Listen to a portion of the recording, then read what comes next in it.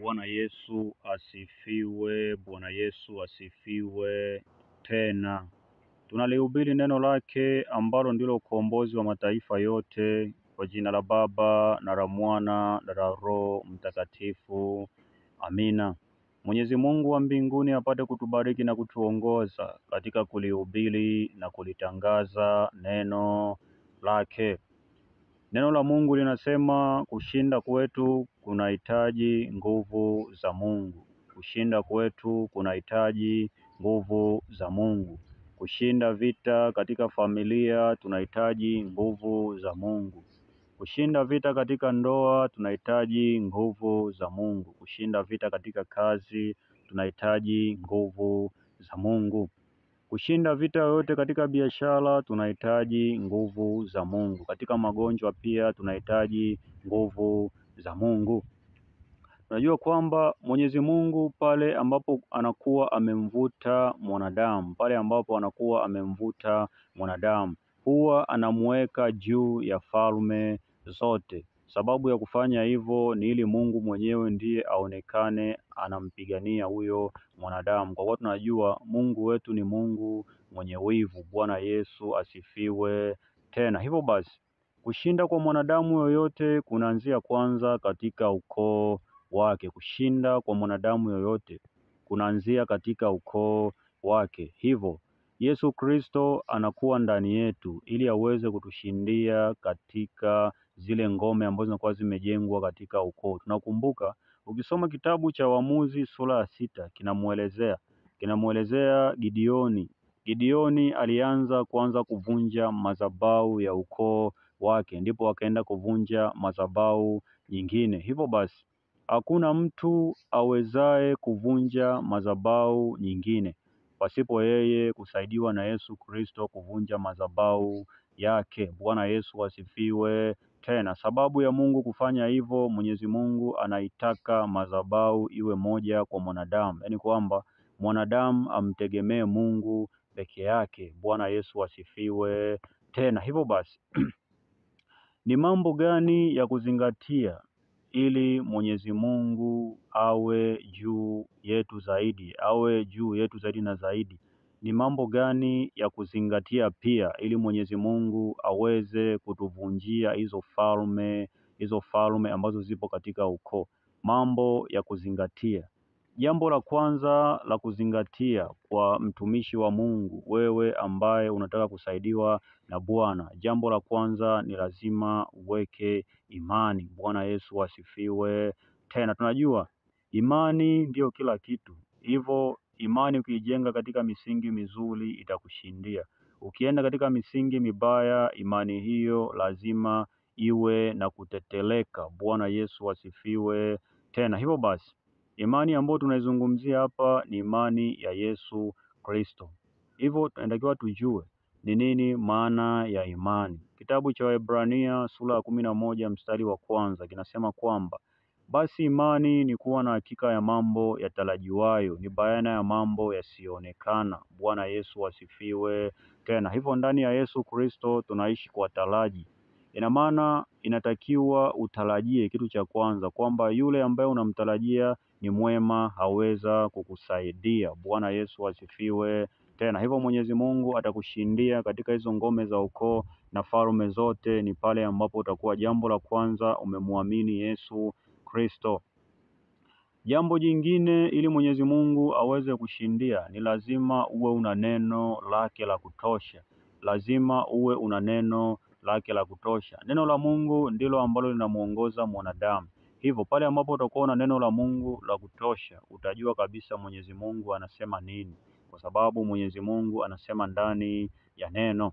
Kitabu cha Zaburi sura 119 mstari wa 105 kinasema kwamba neno lako ni taa ya miguu yangu na mwanga wa njia zangu. Hivyo kazi ya neno la Mungu ni kumulikia mwanadamu asiweze kupotea pale anapokuwa akipita ndani ya Yesu Kristo. Bwana Yesu asifiwe tena.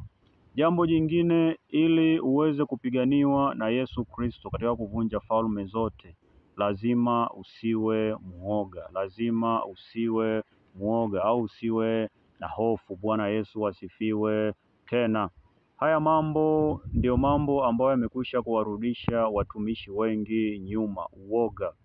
Uoga pale ambapo inapelekea kwamba adui anaweka hofu, lakini unakuta ile hofu anavyoipokea mtu, unakuta amerudi nyuma, yaani haweki imani, anajiona yeye ndo anayepigana, kumbe ni Yesu Kristo ndo anayepigana ndani yake. Tunajua kabisa upande wa Yesu Kristo unahitaji ujasiri. Kwa hiyo wewe ambaye unaweka hofu, ni ngumu sana kujenga imani. Hayo mambo ambayo yanakuja kukutisha na vitu vingine vinakuja ili kuweza kutengeneza uweze kukomaa katika imani ya Yesu Kristo iliyo kamili, imani isiyoweza kutetemeshwa, kwa sababu ufalme wake tunajua kabisa, ufalme wa Mungu hautetemeshwi na kitu chochote. Bwana Yesu asifiwe tena. Hivyo basi tunakumbuka kitabu cha Mathayo sura ya 14 kuanzia mstari wa 25 mpaka 31. Nakumbuka Yesu alikuwa akitembea usiku juu ya maji kwenye bahari.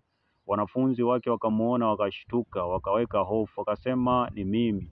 Petro aliongea neno moja, akasema ikiwa wewe ni Bwana, niruhusu nije kwako. Yesu akasema njoo. Alipoanza kutembea, Petro alisikia mawimbi na upepo, akaanza kuzama. Alipozama akaita Yesu, niokoe. Yesu akamshika mkono akamuokoa.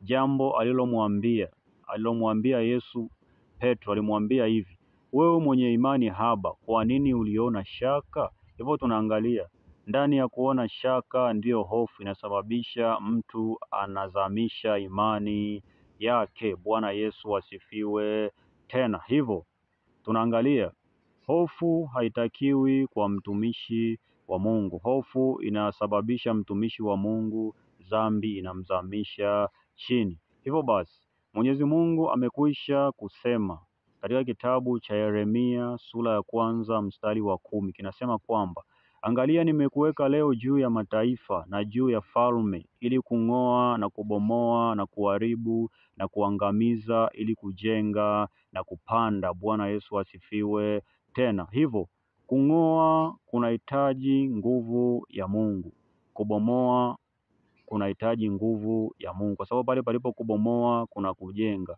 Kuharibu kunahitaji nguvu ya Mungu, kuangamiza kunahitaji nguvu ya Mungu. Bwana Yesu asifiwe tena. Hivyo kama kuna kupanda, basi kuna kung'oa ile mbegu isiyo njema ili kupanda ile mbegu iliyo njema. Hivyo basi ikiwa kama haya mambo yanaonyesha katika kitabu cha Yeremia hiki, haya mambo yanaonyesha kuharibu, hakuna ufalme ambao unahitaji kuharibiwa kirahisi, na maana nao lazima uonyeshe nguvu zako. Hivyo basi imani yako ndiyo ile ambayo itakupelekea kwamba wewe ushinde hivi vita. Hivyo utakumbana na vitisho, utakumbana na vita mbalimbali, utakumbana na majaribu mbalimbali, lakini hayo ndio ambayo yatakujengea imani ya Yesu Kristo. Kwa hiyo hayo yote yanahitaji nguvu ya Roho Mtakatifu, kwa sababu tumekwisha kusema hakuna mchawi ambaye anakubali kushindwa hivi hivi. Kwa hiyo shetani lazima naye aonyeshe mapembe yake. Bwana Yesu asifiwe tena. Hivyo katika hayo yote, ili tuweze kushindaniwa, tunahitaji nguvu ya Mungu kubwa mno, kunyenyekea, kusikia neno lake. Ina maana tuwe na moyo uliopondeka. Mwenyezi Mungu anasema hato udharau. Hivyo basi inatakiwa pia tujitakase sana, na pia tuzifate amri za Yesu Kristo ambazo amekwisha kuziweka. Maanake anasema mkinipenda mtazishika amri zangu. Hivyo Mwenyezi Mungu atatushindia, kwa sababu sisi tutakuwa ni watoto wake ambaye tayari amekwisha kutukubali, kwa sababu tumekwisha kulifata neno lake. Baada ya kusema hayo, sina mengi zaidi ya kusema Mwenyezi Mungu awalinde wote.